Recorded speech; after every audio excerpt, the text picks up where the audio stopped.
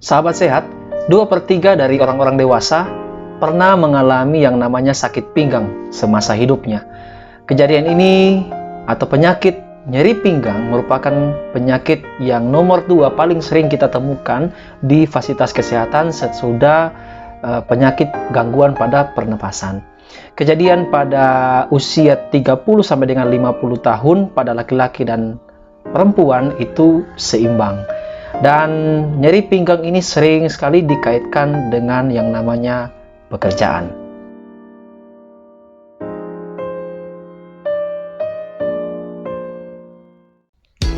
Halo sahabat sehat, saya ucapkan salam sejahtera untuk kita sekalian, salam sehat buat kita. Semoga kita semua tetap ada dalam lindungan Tuhan, tetap sehat, tetap kuat, dan dimampukan untuk menjalani kegiatan dan aktivitas kita. Bertemu lagi bersama dengan saya, Dr. Fritz Lexi Munjai. Pada sesi video kali ini kita akan belajar lagi satu penyakit seperti yang saya sampaikan di awal tadi, penyakit yang cukup sering ditemukan di masyarakat, yaitu nyeri pinggang. Mungkin penyakit ini juga sedang kita alami saat ini, atau mungkin ada kerabat kita atau saudara kita yang juga mengalami penyakit ini. Mari teman-teman simak video ini sampai dengan selesai, biar semua informasi mengenai penyakit ini bisa kita terima, bisa kita pahami, bisa kita mengerti, dan tentu ini bisa membantu baik kita maupun keluarga kita yang menderita penyakit nyeri pinggang. Sahabat sehat, sebelum kita masuk dalam pembahasan tentang materi ini atau penyakit nyeri pinggang ini, pertama-tama saya mengucapkan banyak terima kasih kepada teman-teman semua yang tetap setia hadir di channel saya, yang terus menyaksikan video-video yang saya bagikan, baik itu vlog keluarga, video informasi kesehatan, maupun cover lagu rohani. Semoga semua video-video yang ada di channel ini bisa bermanfaat bagi teman-teman semua, dan semoga teman-teman semua diberkati selalu oleh Tuhan. Bagi teman-teman yang sudah subscribe channel ini, saya ucapkan juga terima kasih. Dan bagi teman-teman yang mungkin baru berkunjung kali ini, yang belum sempat subscribe atau yang sudah lama berkunjung dan belum menyempatkan diri untuk subscribe channel ini, saya mohon bantuan untuk supportnya, untuk menekan tombol subscribe. Jangan lupa nyalakan lonceng notifikasi biar teman-teman tidak ketinggalan info atau video-video baru yang saya posting di channel ini. Jika teman-teman suka dengan video yang ada, silakan diberikan like, dan jika mungkin tidak suka, bisa juga diberikan dislike sebagai juga respon dari teman-teman sekalian. Jika ada hal-hal yang dirasa kurang atau ada hal-hal yang ingin ditanyakan, itu dapat ditulis di kolom komentar yang tersedia di YouTube. Mungkin ke depan bisa kita buatkan dalam bentuk video, atau mungkin bisa kita jawab lewat chat yang ada. Bagi teman-teman juga yang merasa perlu untuk membagikan video ini agar rekan-rekan teman-teman ataupun saudara-saudara kita yang ada bisa mengetahui, silakan di-share video ini melalui akun media sosial yang ada. Bisa di Facebook, bisa di Instagram, atau sosial media yang lainnya, agar lebih banyak lagi orang yang dapat mengerti dan memahami tentang penyakit nyeri pinggang, dan itu diharapkan bisa membantu mereka untuk bisa mengatasinya ke depan. Oke, terima kasih. Baik sahabat sehat, kita akan langsung masuk pada materi inti daripada informasi kesehatan tentang nyeri pinggang. Yang pertama, jika kita coba mendefinisikan apa itu nyeri pinggang, tentu tidak akan lepas daripada definisi nyeri itu sendiri. Jadi nyeri itu dapat digambarkan sebagai suatu sensasi yang tidak menyenangkan yang terjadi pada bagian pinggang, karena ini bicara tentang nyeri pinggang. Nyeri itu dapat berupa sensasi panas, gemetar, kesemutan, seperti terbakar, tertusuk, bahkan seperti disayat. Jadi tergantung daripada penyebab nyeri itu sendiri. Nah, selanjutnya bicara soal penyebab, mungkin selama ini dalam pikiran kita, jika kita membaca artikel atau kita mendengar berita atau kita ketika konsultasi, kita sering mengenal nyeri pinggang ini dihubungkan dengan masalah saraf atau penyepitan saraf. Tetapi ternyata teman-teman, penyebab terbesar nyeri yang terjadi pada pinggang ternyata bukan adalah penyebab saraf. Yang pertama di sini ternyata 60-70% penyebab daripada nyeri pinggang itu disebabkan karena masalah otot. Ya, kita akan coba belajar sedikit tentang ini. Ciri khas daripada nyeri akibat masalah otot bagian pinggang, yang pertama ciri khasnya nyerinya terlokalisir pada satu tempat. Ya, jadi tidak menjalar, jadi hanya pada satu tempat. Kemudian nyerinya seperti tumpul atau linu. Ya, mungkin teman-teman pernah dengar istilah pegalinu, ya. Kemudian dia membaik dengan pemijatan. Jika dilakukan pemijatan, ya relaksasi, maka nyerinya bisa berkurang. Kemudian dia terjadinya akut atau mendadak, jadi tidak bersifat kronis, ya. Oke. Selanjutnya kita akan coba melihat apa-apa saja yang dapat menyebabkan gangguan atau masalah pada otot pinggang kita yang akhirnya akan menimbulkan sensasi nyeri. Ternyata yang pertama adalah masalah pekerjaan. Pekerjaan seperti apa? Pekerjaan yang mengangkat beban yang berat, pekerjaan yang menarik, atau pekerjaan yang menggunakan otot pinggang secara monoton dengan suatu gerakan yang memutar. Nah, jadi itu dapat menyebabkan gangguan atau masalah pada otot sehingga menyebabkan nyeri. Kemudian masalah pekerjaan ini yaitu duduk di balik meja sepanjang hari, yaitu tentu kita tahu pekerjaan-pekerjaan kantoran yang mana sepanjang hari itu pekerjaannya banyak duduk sehingga menyebabkan ketegangan pada otot pinggang sebagai tempat tumpuan ketika kita duduk dan bisa menyebabkan sensasi nyeri.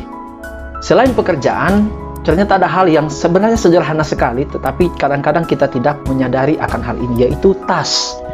Apa hubungan nyeri atau gangguan otot menyebabkan nyeri dengan tas? Terkadang beberapa orang yang suka atau yang sering atau terbiasa menggendong tas, dan ternyata beban daripada tas itu terlalu berat. Sehingga karena itu terus-menerus dilakukan, itu dapat menyebabkan ketegangan otot, kelelahan otot, dan akhirnya akan menimbulkan yang namanya sensasi nyeri. Jadi memang disarankan jika teman-teman harus menggunakan tas, itu disarankan tas yang punya roda, sehingga suatu saat ketika kita agak capek atau lelah dapat kita tarik, ya, dengan menggunakan bola. Kemudian selain tas ada juga olahraga yang kita lakukan. Olahraga yang bagaimana? Yaitu olahraga tentu yang dilakukan secara berlebihan. Kemudian olahraga yang dilakukan tanpa melakukan pemanasan terlebih dahulu. Kemudian olahraga yang tidak teratur atau tiba saat tiba akal kita langsung tiba-tiba melakukan olahraga.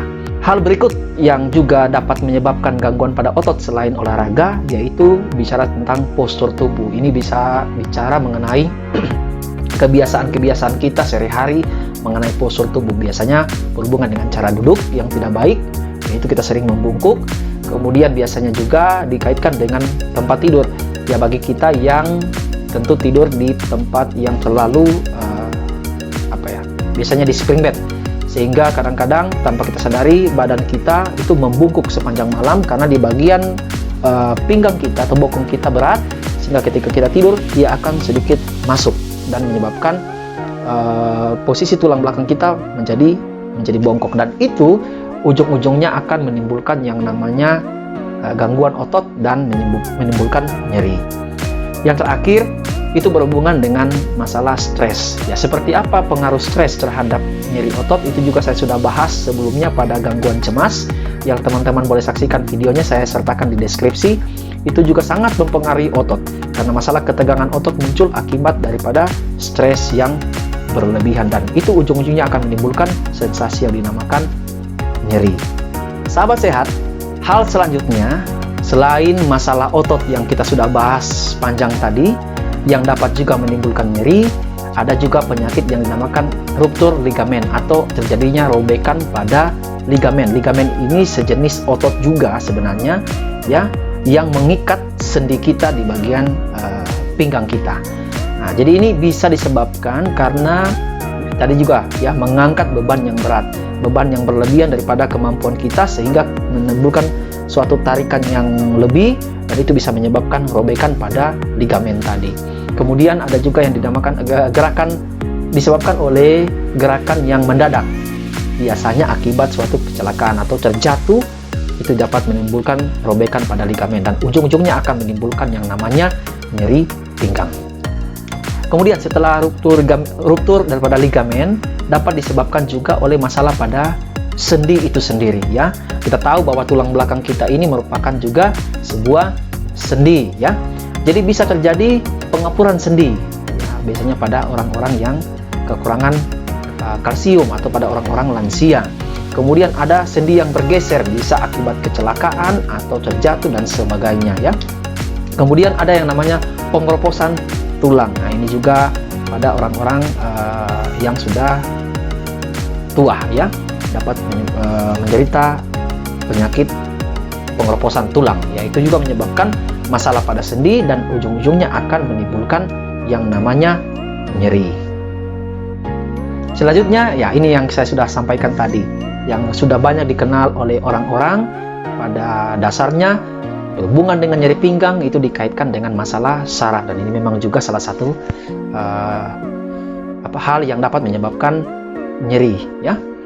Ciri khas, tapi dia punya ciri khas yang berbeda. Kalau akibat daripada gangguan pada saraf, maka ciri khas nyerinya yang pertama, dia tidak hanya terlokalisir pada satu tempat, tetapi nyerinya menjalar, biasanya sampai kepada tungkai bawah, baik kiri maupun kanan. Kemudian nyerinya seperti rasa ditusuk-tusuk ya, tajam ya, rasa tajam seperti ditusuk. Kemudian seperti tersetrum ya, rasanya panas seperti dibakar, seperti diiris dengan silet, rasa kesemutan, kadang sampai dengan mati rasa. Kemudian dia tentu tidak membaik dengan dilakukan pemijatan ya, tidak seperti pada otot yang tadi. Kemudian dia juga bisa terjadi secara akut, tiba-tiba, dan juga bisa berlangsung secara kronis atau berlangsung secara pelan-pelan sampai pada waktu yang cukup lama dirasakan. Yang selanjutnya, sesudah kita bahas tentang penyebab akibat saraf, ada juga yang disebabkan oleh masalah organ, dan ini yang terakhir. Nah, ciri khasnya, dia tentu nyerinya tergantung pada organ yang bermasalah. Biasanya yang paling sering ya, yang pertama itu pada batu ginjal ya, karena kita tahu ginjal juga berada di bagian pinggang kita ya, baik kiri maupun kanan. Jika akibat batu ginjal, biasanya ciri khas nyerinya dia timbulnya mendadak, kemudian dia hilang timbul, nyerinya seperti diremas-remas ya, nyeri kolik. Kemudian sangat nyeri saat dipukul pada daerah pinggang. Jika dilakukan, biasanya dokter melakukan pemeriksaan, dilakukan dipukul pada bagian pinggang, dan dia akan semakin berat nyerinya. Kemudian kadang-kadang diikuti dengan keluhan yang lain, ketika kita kencing, urin kita keruh, dan kadang-kadang sampai pada kemerahan. Kemudian organ yang lain yang juga sering menyebabkan nyeri di bagian pinggang, jika terjadi pada ovarium atau rahim, biasanya akibat ada kista, ada miom, ada nyeri haid, bahkan itu dapat menyebabkan nyeri pinggang. Kemudian masalah pada usus, biasanya pada radang, usus buntu, bisa juga sensasinya seperti sampai pada nyeri pinggang. Kemudian juga pada kasus hemoroid atau ambeien ya, yang kita kenal dengan ambeien, itu juga dapat memberikan sensasi nyeri pada pinggang. Jadi memang penting bagi kita untuk menilai seperti apa nyeri yang kita rasakan ketika kita merasakan nyeri pinggang. Khasnya seperti apa, untuk kita bisa membedakan kira-kira penyebab daripada nyeri ini adalah apa ya. Misalkan apakah otot, apakah ruptur ligamen, apakah karena saraf, atau karena masalah persendian itu sendiri, atau masalah organ yang bermasalah di bagian perut dan bagian pinggang kita. Jadi tentu saya juga sangat menyarankan bagi kita sekalian yang merasakan nyeri pinggang dan nyeri itu sudah sangat mengganggu, tentu yang pertama kita perlu memeriksakan diri ke petugas kesehatan, kepada dokter.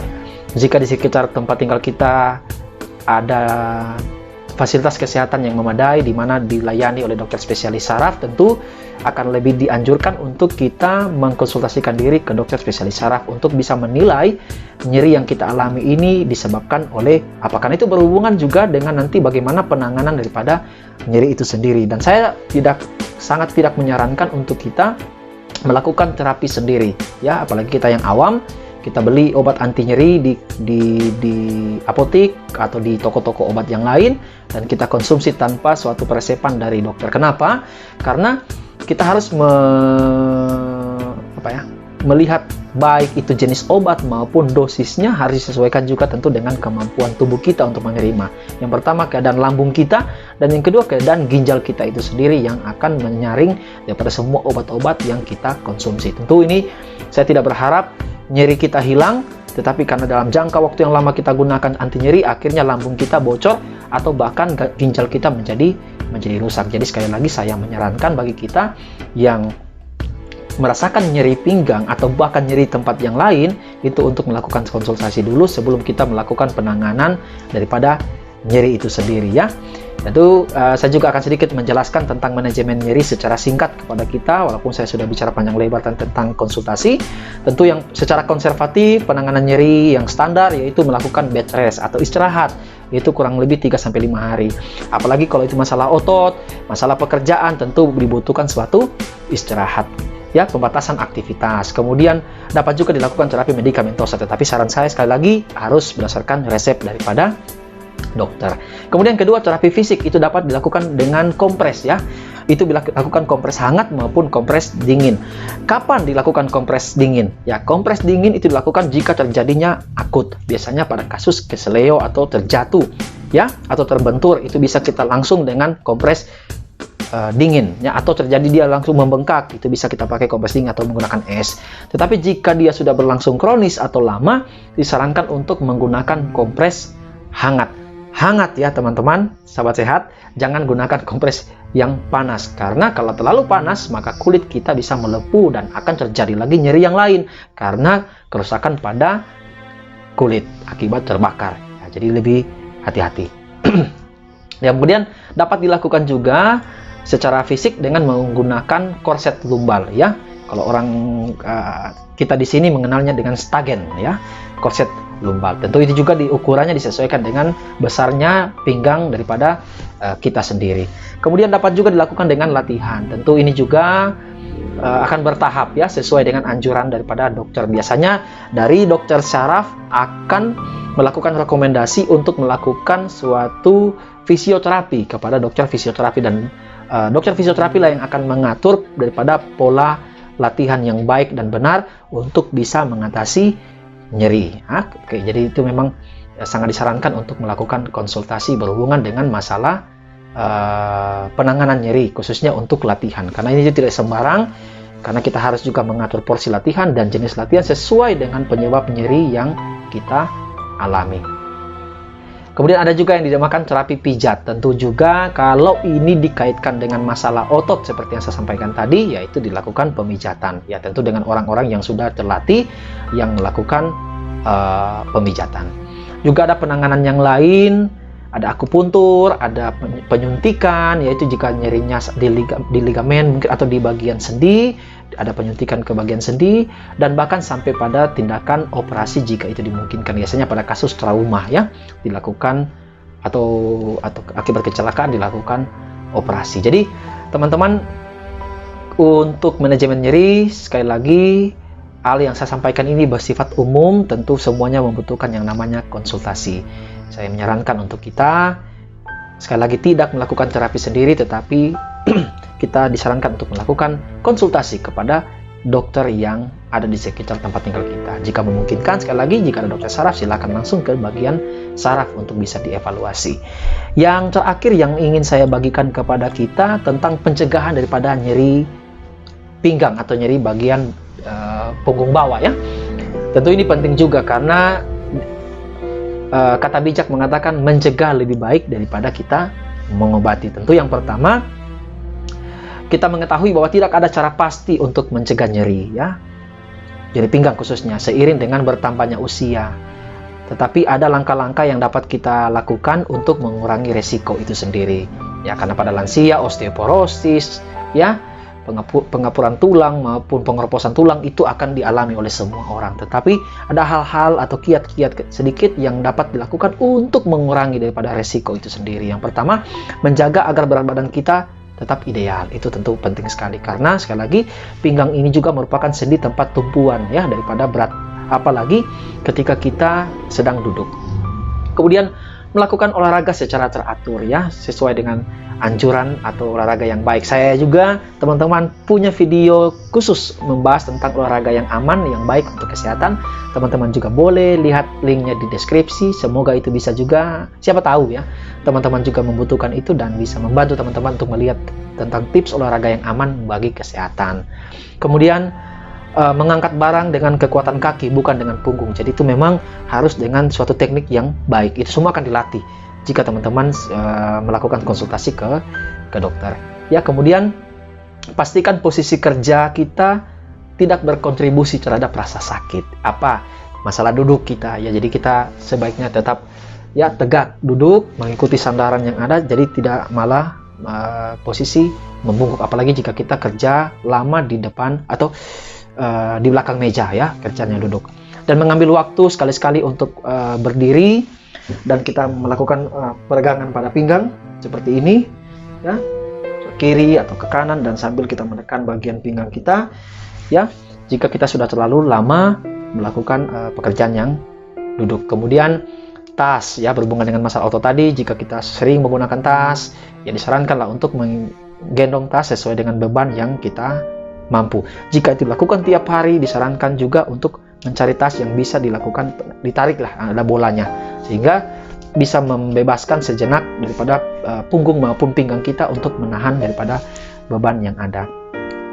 Dan saya rasa itu yang dapat saya bagikan khususnya untuk masalah nyeri ya, baik dari definisi, kemudian penyebab, kemudian bagaimana penanganan, sampai bagaimana kita bisa mencegah. Mungkin informasi ini belum terlalu lengkap, teman-teman juga nanti bisa berkonsultasi dengan dokter teman-teman di sekitar tempat tinggal untuk menanyakan lebih detail lagi, tetapi setidaknya sudah ada sedikit pengantar bagi kita untuk bisa mengenal sedikit tentang yang namanya nyeri pinggang. Semoga informasi ini bermanfaat bagi teman-teman semua, saya harapkan, dan harapan saya juga kita semua tetap sehat, tetap kuat, dilindungi Tuhan dalam kita menjalani aktivitas, terutama dari COVID-19. Oleh karena itu, saya tetap menyarankan kepada kita untuk terus dan terus rajin menggunakan masker dimanapun kita pergi dan berada. Jangan lupa untuk rajin cuci tangan dengan menggunakan air mengalir dan sabun. Jika tidak, kita boleh menggunakan hand sanitizer berbasis alkohol. Juga hindarilah mobilitas jika tidak terlalu penting, hindari berkerumun, dan tetap kita menjaga jarak.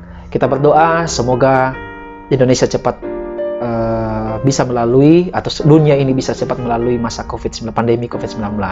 Dan juga saya sarankan satu hal, sukseskan vaksinasi yang dicanangkan oleh pemerintah, karena itu juga akan membantu melindungi kesehatan kita dari COVID-19. Sekali lagi terima kasih teman-teman semua telah menyaksikan video ini. Semoga sekali lagi video ini bisa bermanfaat bagi kita sekalian. Kita akan bertemu kembali di video-video selanjutnya. Oleh karena itu, jangan lupa ya, tetap subscribe channel ini, nyalakan lonceng notifikasi biar ke depan video-video yang lain, video-video kesehatan yang lain itu dapat bermanfaat. Teman-teman dapat saksikan, dapat notifikasinya, dan tidak akan ketinggalan informasi. Oke, terima kasih. Sampai jumpa.